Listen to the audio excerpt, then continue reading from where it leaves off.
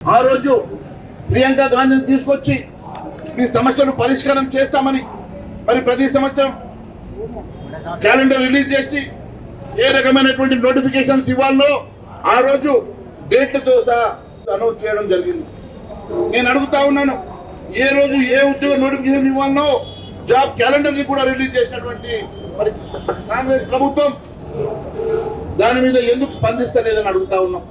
మరి దాదాపు సంవత్సరం లోపల 2 లక్షల ఉద్యోగాలు నోటిఫికేషన్ ఇస్తానని చెప్పినటువంటి ఆనాటి కాంగ్రెస్ పార్టీ అధికారం వచ్చిన తర్వాత ఇప్పటి వరకు ఎన్ని ఉద్యోగాలు ఇచ్చారో శ్వేతపత్రం రిలీజ్ చేయాలని చెప్పి డిమాండ్ చేస్తా ఉన్నాను.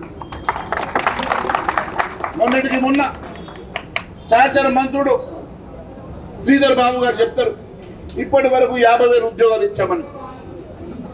పొన్నం ప్రభాకర్ గారు చెప్తారు ఇప్పటి వరకు 50,000 ఉద్యోగాలు ఇచ్చామని. ఇంకొక మంత్రి శ్రీధర్ బాబు చెప్తాడు లేదు 70,000 ఉద్యోగాలు ఇచ్చామని చెప్తాడు. మరి ముఖ్యమంత్రి 1,00,000 ఉద్యోగాలు ఇచ్చారని చెప్తాడు.